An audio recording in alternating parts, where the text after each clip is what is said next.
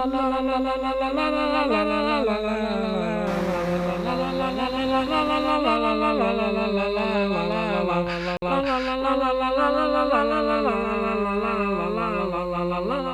noches, bienvenidos a Ese Maldito Vicio, el podcast de los escritores malditos.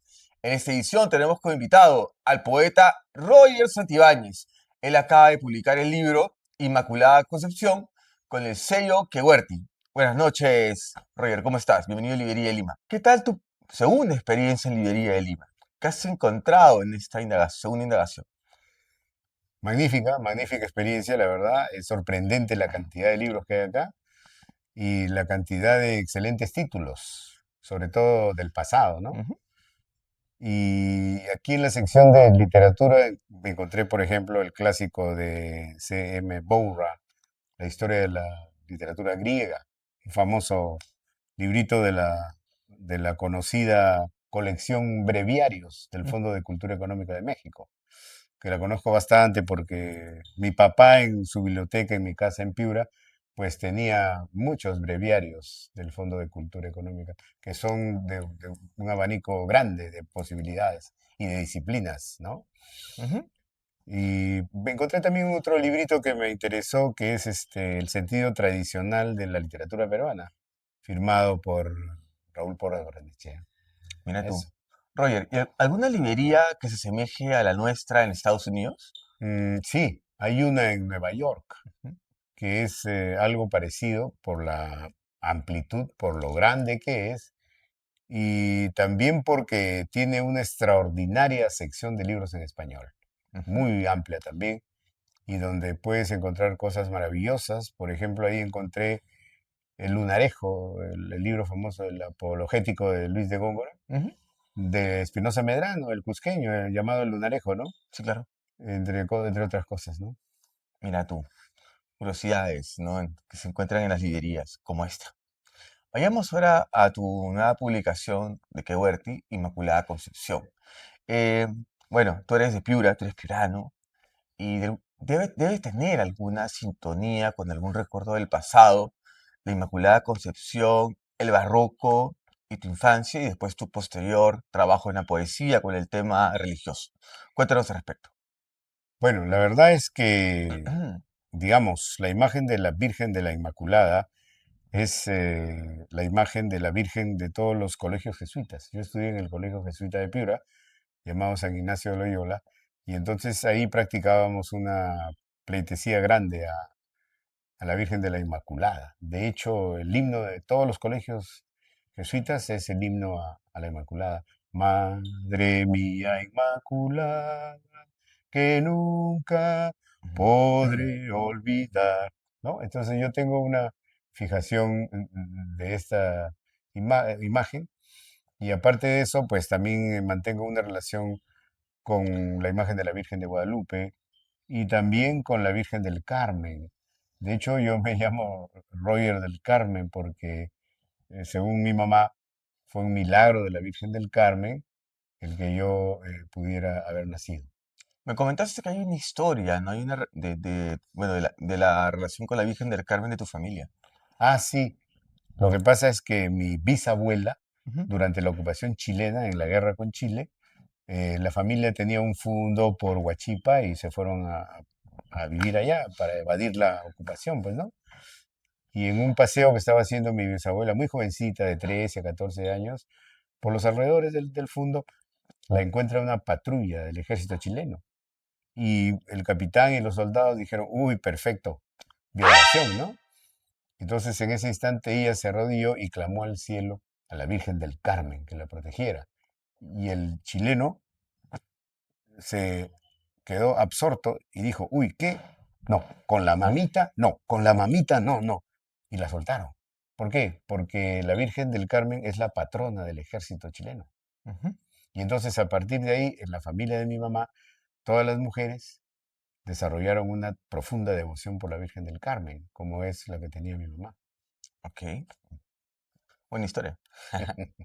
Vayamos ahora, te quiero preguntar por el tema del éxtasis religioso, el estado de poesía. ¿Cómo llegar al estado de poesía?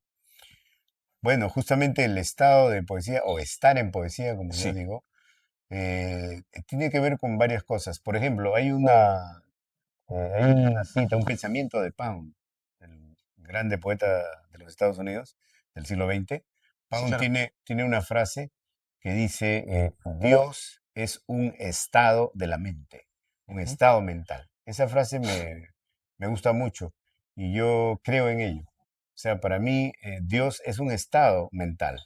Entonces, cuando digo siempre en poesía, es estar siempre en este estado mental, que tiene que ver con la poesía y con una efusión mística, Claro. con Dios o con la idea de Dios, que a mí me sirve no solo para vivir la vida cotidiana, sino para escribir poesía, ¿Dirías que ¿no? llegar a estar en poesía, este estado de poesía, es similar al éxtasis religioso? Sin duda, Ujú. sin duda.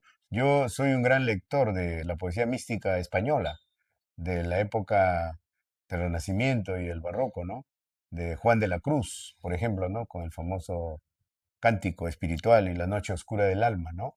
También hay un autor de esa época, un monje llamado Miguel de Molinos, que tiene un libro maravilloso sobre la posibilidad de llegar a ese éxtasis del que tú estás hablando. Sí, claro. Es formidable y te muestra los pasos en que una persona puede llegar a lo que él llama la comunicación perfecta con Dios, que es un estado místico absoluto, una especie de nada espiritual, como un limbo perfecto en el que estás fusionado con Dios, con el espíritu, dice él. Actualmente estás ocupado en una serie de obsesiones por vírgenes y santas, ¿no? Santa Sí, Rosa, la Inmaculada Concepción.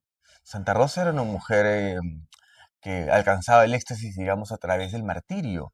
exacto. ¿Dirías tú que para llegar al estado de poesía se podría llegar a través de del sexo, drogas y el alcohol? Podría ser, ¿no? Pienso que esa es una de las vías que usaban los llamados poetas malditos, Ujú, los franceses, ¿no? Por ejemplo, Baudelaire o Rimbaud, Verlaine, ¿no? Yo pienso que ellos accedían a esos estados a través de esas sustancias que tú acabas de mencionar, ¿no? ujú.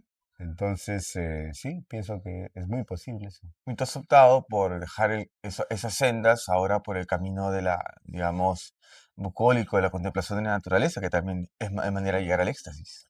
Sin Por- duda, claro. Lo que pasa es que yo cuando me fui a vivir a Estados Unidos a estudiar, a hacer mi doctorado, me tocó llegar a vivir en un pueblo que se llama Collingswood, Ujú, que está atravesado por un río, que es el río Cooper. Y entonces en las orillas del río Cooper hay unas bucólicas muy lindas, ¿no? Está el pasto, los árboles, las flores, etcétera. Y entonces yo alucino porque justamente ahí también seguí un curso en Estados Unidos del Renacimiento, ¿no? Y entonces estudié al poeta español Garcilaso de la Vega, las ujú. églogas famosas, ¿no? Quien dijera, Elisa, vida mía, ¿no? Entonces, yo, claro, Nice, las ninfas, entonces yo lo que hacía y hago es dar vueltas por esta área, escribir poemas, y entonces alucino que de repente aparece una ninfa por acá, otra ninfa por allá, Ajá, y también desaparecen también. genial. Mm. Vayamos ahora a la pregunta clásica del programa. ¿Quién o quiénes son tus escritores malditos favoritos?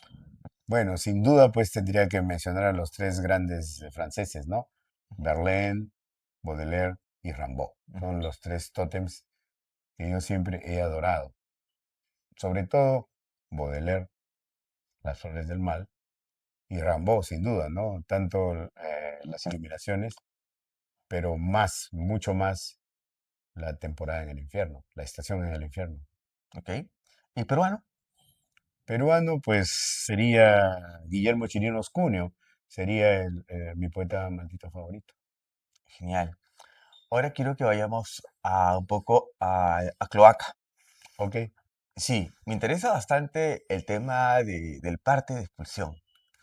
el Del, parte, el parte de expulsión referido al... Hay un parte muy divertido, bueno, que yo lo veo divertido, porque es bastante drástico, ¿no? Dice, solo de cloaca uno sale o muerto o expulsado, que no es lo sí, mismo, pero es igual, claro, que es ¿no? una cita de una línea de Silvio Rodríguez. Ajá, No es claro. lo mismo, pero es igual. Ujú. Y hay en esa parte de expulsión el que me interesa primero conversar, es donde aparece la expulsión a Heredia y a Dreyfus. Y me parece divertido porque a ella se le expulsa el comité divino, lo expulsa por ser arrasado por las pasiones. Sí. Y a Dreyfus, a Mariela por decirlo de una manera, por un eufemismo, por ser atontada por el régimen. Cuéntame un poquito sobre ello. Bueno, la verdad es que ese parte de expulsión Ajá. que fue, digamos, concebido en el bar Juanito de Barranco una tarde, Ujú, en el que estaba toda la gente que firma el documento, y este parte se le ocurre al grupo que lo firma, digamos, como una respuesta a la acción de estas 4 personas que fueron expulsadas ujú. por su ausencia, porque habían abierto su pan, como se dice en castellano peruano, Ya, del movimiento. ok. Entonces fue diremos, entre comillas actualmente, porque eso ya lo veo actualmente diremos, con una sonrisa, ¿no? Claro, se ve divertido. Claro, sino que en ese momento estábamos Pero enceguecidos por la radicalidad y sí, se además lo tomaban en serio. Sí, sí, claro. y además era una especie de burla a los partiditos de toda la izquierda peruana del momento, que Ujú, hacían eso, se expulsaban entre sí distintos grupos de ok. los partidos políticos de izquierda, comunistas, que habían un montón, desde guevaristas, maoístas, trotskistas, moscovitas, etcétera. Habían facciones que se expulsaban entre sí en los diversos partidos, ¿no? Entonces, un poco para tomarles el pelo a estos patas, es que hicimos algo parecido, como es expulsar a un sector. Quiero que me Eso cuentes un fue. poco sobre los prolegómenos, ¿no? Del comité divino. Bueno, el comité divino estaba formado por los que Claro, quedaban después de la expulsión y por José Mazzotti y Dalmacio Ruiz Rosas, que habían entrado como claro, los aliados. aliados estratégicos. Ujú. Ujú. Y pero ¿cuáles eran esas, digamos, la ética del movimiento en esa época, ¿no? La ética del movimiento era la anarquía, pues. O Claro. sea, porque yo había sido militante comunista antes, Ujú, ¿no? Y había creído en la revolución y todo eso. Pero yo fui rápidamente desengañado por la actitud que tomaba la izquierda cuando llegó al Parlamento el año 80 en las elecciones, que simplemente se olvidaron de la revolución y se convirtieron en parlamentarios, como decía Lenin, el ruso, en el establo burgués, llamaba el Parlamento, ¿no? O sea, se olvidaron de la revolución y se dedicaban ya a las discusiones cotidianas en fin, de los problemas que había, pero la revolución, no, nada. Entonces, yo me desengañé de esto, ¿no? Y me volví bandera negra. ok. Ya no quería saber nada ni con la derecha ni con la izquierda. Como dijo la canción de Narcosis poco después, la derecha y la izquierda son la misma mierda, dijo el cachorro, ¿no? Ujú, Vidal, con Narcosis. Y yo tenía ese modo de pensar en ese momento. Y la verdad que creo que hasta ahora sigo pensando así. Por supuesto, yo sigo teniendo el corazón bien a la izquierda y no puedo ser ajeno al sufrimiento del pueblo y a la necesidad de un cambio revolucionario que yo siempre pienso que está a la orden del día en el Perú. Pero a nivel, digamos, de la política, de la política criolla, ajá. yo no tengo nada que ver y rechazo tanto a la izquierda como a la derecha. Bandera negra. Que además, Stéphane Mallarmé, el gran poeta francés, posterior a los malditos de los que hablábamos, un poco posterior, Mallarmé dijo eso, pues, ¿no? La única posición política posible para un poeta, para un artista, la anarquía, anarquista, bandera negra. Ok. Cuéntanos un poco sobre Dalmacia, que fue tu novia en algún momento, y no, y también un poco sobre su padre, Alfredo Ruiz Rosas. Imagino que habrás gozado los momentos, no, claro, en la que él estaba vivo, un gran pintor.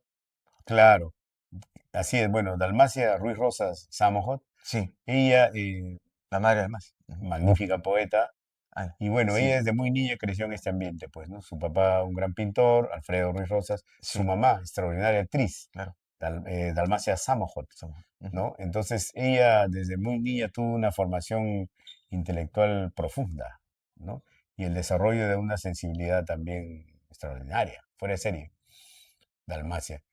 De manera que yo agradezco a la vida porque el tiempo en que estuve con ella, la ujú. verdad es que yo aprendí muchísimo con ella, ¿no? supongo que yo también le transmití cosas específicas de la poesía, Ujú, porque ella era una poeta desde niñita. Desde los 9, 10, 11 años, Dalmacia ya escribía poemas. Y escribía muy buenos poemas, claro, escritos por una niña, ¿no? claro. Pero eran muy buenos poemas. Su Recordando que era mamá un también, día me sí. enseñó un grupo de poemas que ella había mecanografiado en su máquina eléctrica de la Facultad de Arquitectura de la UNI, donde ella era secretaria. Ujú, Ella había mecanografiado los poemas de Dalmacia Hija, escritos a los 11 años. Y eran muy hermosos poemas, escritos por una niña, claro, pero con una dicción y con una calidad excelente, ¿no? Entonces ella siempre fue una escritora, desde niñita. Así es. ujú. Ahora anda un poco recluida en sus cuarteles de invierno. Bueno, ella Sí. actualmente tiene, digamos, de acceso a la sociedad, se podría decir, Ujú, ¿no? Así que respetable. ella vive en su casa tranquila, dedicada a leer y a Sí. escribir. Ujú. Hablemos un poco también sobre Polanco, que era otro miembro del movimiento Cloaca. Carlos Enrique Polanco, claro. El caso de Polanco es muy interesante porque yo conocí a Polanco en una fiesta que hubo en el local del taller Huayco, en la Ujú, Plaza de Armas de Barranco, donde después quedó la estación de Barranco, ese restaurante. En esa casa, ahí, que era una casa muy vieja en ese momento, ahí ujú, estaban los cuartos, ¿no? Los talleres personales de los pintores del grupo Huayco, Juan Javier Salazar, Charo Noriega, eh, también estaba Herbert Rodríguez, Sherwin Williams, Armando Williams y Polanco, sin ser el grupo Huayco, pues le habían alquilado un cuarto ahí al fondo, también aquí que Polanco. Pero bueno, antes de que él esté en Cloaca, lo conozco en una fiesta yo estaba fundando Cloaca y le dije, ¿no? Te invito a participar en esto. Y a Polanco ujú. le pareció muy interesante el asunto y me dijo, sí, porque para mí Cloaca es la ciudad, es la onda urbana. Y como él hacía pintura muy urbana en esa época, entonces me dijo, perfecto, y entró pues a Cloaca, ¿no? Vino acá al Boni, nos reunimos ahí y fue una gran celebración que después salimos a deambular por las calles de Lima. Así fue como Polanco entra a Cloaca. ¿Ok? Ahora quiero que me cuentes un poco sobre tu relación con el rock subterráneo, bueno, sobre todo con Kilowatt y con Leucemia. Claro, lo que pasa es que en los días justamente también cuando estaba fundando Cloaca, Sí, me tocó conocer a un muchacho que era alumno del Colegio Ventín, del RIMAC, sí, y lo conocí en una exposición en el Museo de Arte Italiano, esto ha sido el año 82, que un sector de los pintores jóvenes, donde estaban los de Guayco y otros grupos, hacían una exposición ahí que se llamaba Nuevas Propuestas ok. en el Museo de Italiano. En esa exposición, donde habían cuadros de todos estos jóvenes artistas, conocí a este chico que era un pata de quinto y media. Fue muy gracioso porque casi se hace cloaca escolar con él, porque él estaba todavía en quinto de media. Al final no se hizo, pero Claro. David Pillman se llama este chico. David Pillman, entonces, me dijo, qué interesante esto, y me invitó a una reunión en la que conocí a Edgar Barraza, poco después llamado Kilowatt, porque quien le pone Kilowatt, porque se parecía al dibujito de las empresas Ajá. eléctricas, fue Leo Escoria. Leo Ok. Escoria es lo bautiza. Pero en esa reunión conozco a Kilowatt y conozco a Ricardo Montañez, hermano de Raúl. Raúl no estuvo en esa, estaba Ricardo, el hermano. ¿Ya? Me hice muy amigo de ellos dos. Entonces comenzamos a frecuentarnos y a través de Ricardo y Kilowatt conozco a Raúl Montañez. Y entonces yo comencé a frecuentar la casa de los Montañez en el RIMAC y fue Kilowatt, fue el que me invitó un día a un concierto en el que él iba a cantar, me parece que con los de Leucemia, porque estaba ensayando con los de Leucemia. Kilowatt me llevó a mí una vez un grupo de papeles cuando estaban las letras de las primeras canciones de Leucemia. Me acuerdo de Patricia, Fascistas en la calle Mussolini, La iglesia es un basural, letras que eran de Daniel F., porque Kilowatt estaba Ujú, ensayando. Al final no se afiató, nunca llegó a cantar, a hacer la voz de Leucemia, pero era muy amigo y para él era un descubrimiento, una revolución, el surgimiento de una banda como Leucemia, una banda punka, pues, ¿no? en esos momentos. O sea, te estoy hablando del año 83, ¿no? 84. Y entonces me invitó, ya quiero que los veas. Entonces me invitó a la Escuela de Bellas Artes, pero tengo la Ujú. impresión de que los organizadores del concierto se asustaron al verlos, sobre todo la vestimenta. Por Claro. ejemplo, Daniel F. estaba con un casco nazi auténtico, Ujú. Leo Escoria envuelta en cadenas, en fin. ¿Ese fue el concierto donde vomitaron al público? No, no, ese no fue. No, pues no fue porque simplemente porque Ya. no llegaron a tocar. Ah, ok, ok, Porque, ok. como te digo, tengo la impresión de que los organizadores se paltearon, Ajá. se asustaron con ese Claro, look, claro. porque jamás habían visto a un punk aquí La- en Lima, ¿no? Aunque había un punk que, digamos, el gran pintor actual Fernando Bryce, él también fue como uno de los primeros punks que hubo en Lima, Ujú. en el look, quiero decir, ¿no? Claro. Sí, y claro, también tenía una banda que se llamaba Durazno Sangrando, Ujú. con Quijano y Octavio Susti. Que tocaron en la catedral, comentaste. Claro, Ajá. en la catedral, es donde debuta el Durazno Sangrando. Y ahí también se arma una pequeña banda con Tomatito Arias, Toño Arias, que era de la banda Temporal, que es una especie de banda pre-subte. Estaba Raúl Montañez tocando la primera, Canta Kilowatt, y estaba Toño Infantes, que también era de Temporal. O sea, se armó una banda ahí sobre la marcha con estos patas del RIMAC. Tocaron esa tarde ahí en la catedral, ¿no? Otra Porque banda sí, que... eso ha sido antes de que, digamos, con Cloaca, antes de conocer a Del Pueblo. Pero entonces, ese día de Bellas Artes, conocí a los de Leucemia, me hice muy amigo de Leo Escoria, entonces así ya comencé a frecuentarlos hasta que, digamos, estalla el rock subterráneo con el cassette de las cuatro bandas y el cassette antes de Narcosis. Ujú. Ahí estalla la movida, ¿no? El rock subterráneo. Y poco después es que yo, porque conocía al gerente del Virrey por mi trabajo en la revista Oiga, Sí, era amigo, entonces le propuse que grabara un disco de Leucemia y él se asustó primero. Pero yo le dije, mira, esas cosas así jalan gente, claro, ¿no? Eso vende, le eso dije. vende. Mira, Ah, sí, y- me dijo. Y después de un rato me dijo, ya, tráeme un cassette de tus patas, me dijo. Y le llevé un cassette de Leucemia que preparó Leo Escoria. a Y sacó propós- el disco. a propósito del escándalo que le, ¿no? Porque que el escándalo vende, los poetas ahora se han vuelto bien zanahorias, ¿Ah, sí? ¿no? Sí, sí, ya no hacen escándalo. El último escándalo que yo recuerdo interesante, ¿no? Era los que tocaron los patafísicos, Sí, que quemaron libros en la puerta ¿verdad? de Parece que eso letras. fue lo Eso último, fue lo ¿no? último. Después Mm. ya los poetas se han enfriado, se han vuelto fofos, ¿no? Y aburridones, ¿no? No tienen nada, nada Ya no interesante que siguen decir. la frase de Rambo de patar a la burguesía. ¿Qué opinas de eso? Nuevos Ah, tiempos, no sé, pues será la nueva tiempos época tibios. que viven, Muchas que redes. viven, que viven los jóvenes, tienen otro modo de pensar. O son dinamiteros de internet, ¿no? Claro, porque todas las Ya, peleas ok. ahora son de internet. Claro, es el medio en el que se mueve ahora la gente joven, ¿no? Ujú. Yo pienso que, bueno, cada generación tiene sus modos, pues, Claro, ¿no? Tampoco podemos pretender que todo el mundo sea como las generaciones de nosotros o las generaciones claro, anteriores, claro. ¿no? Ujú. Cada generación tiene sus modos, sus actitudes, su forma de presentarse, su propia poesía, en fin, ¿no?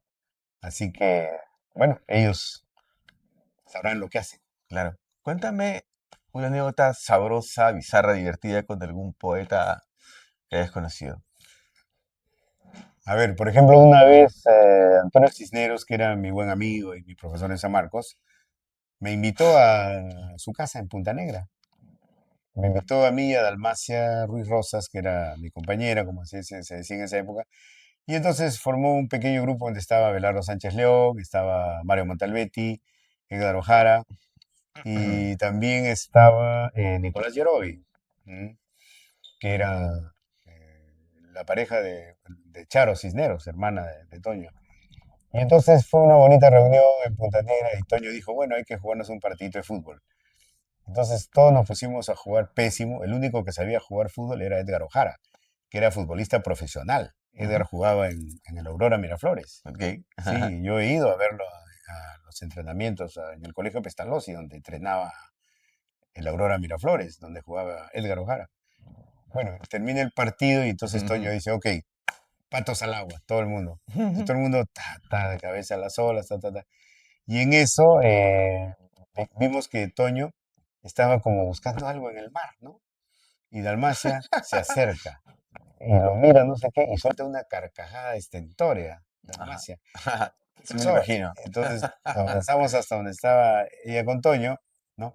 Y todos vimos a Toño y fue un espectáculo, pues, bastante hilarante, la verdad, ver a Toño desdentado. Parecía una anciana, ¿no? Ya sabes, sin muelas. Claro, casetera.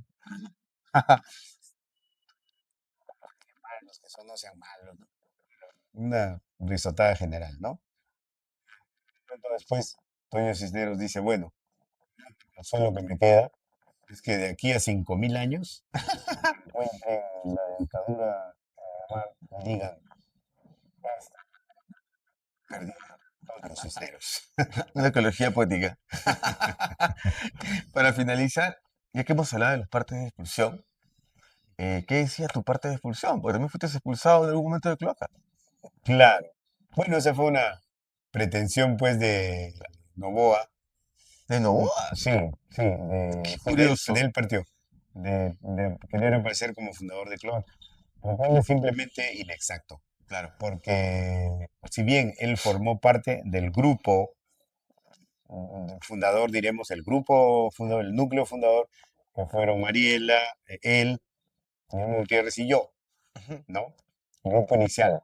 Pero fundador es la persona que tiene la idea, que crea una situación. Pero Y Guillermo la verdad es que debe Novoa ser no creó expulsado. nada. Sí, Él claro. fue invitado Ujú. cuando ya la idea estaba puesta en marcha. Ok. Fue entre Mariela y yo.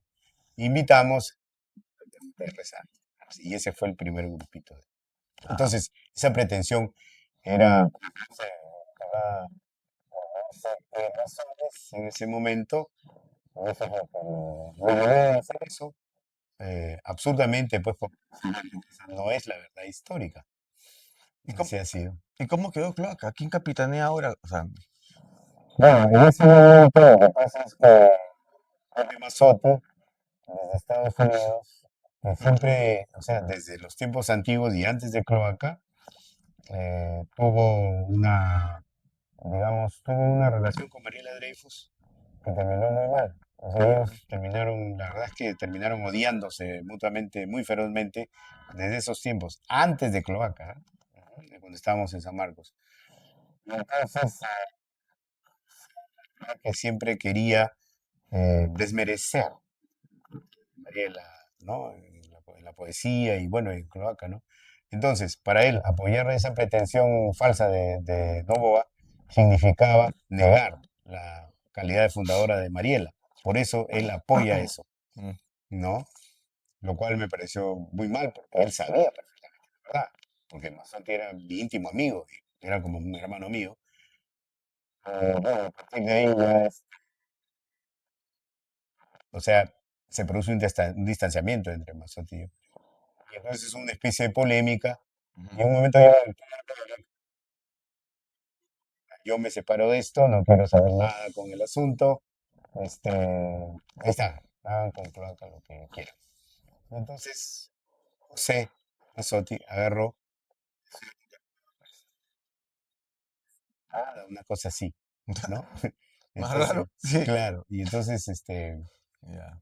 digamos que se asumió como líder, pues, ¿no? Con el grupito que quedaba de Cloaca, que Incluido, básicamente eran tres, incluido que Domingo. eran Edián Novoa, Domingo y Marisot. Y entonces así han estado actuando un tiempo, simplemente hasta que falleció José. Ujú. Y después de eso, ya no había noticias del asunto. Y con Domingo, ¿cómo quedó la amistad? Bueno, quedó lesionada, pues, porque yo también me distancié, pues claro, después del ataque que me hacen absurdamente, ¿no? De la famosa expulsión. Sí, Y entonces me alejé, pues, ¿no? claro. Y así he quedado, alejado de ellos. Muchas gracias por tu tiempo, Roger. Bueno, estimado Diego, Gracias. Hasta una próxima ocasión. no dejes nunca el vicio de la lectura. Hasta una próxima edición de ese maldito vicio, el podcast de los escritores malditos. Muy buenas noches.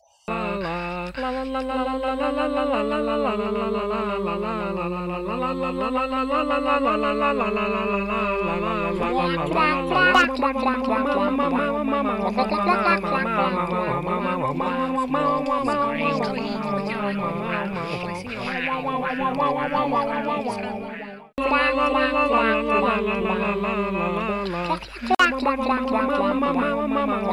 quack, quack.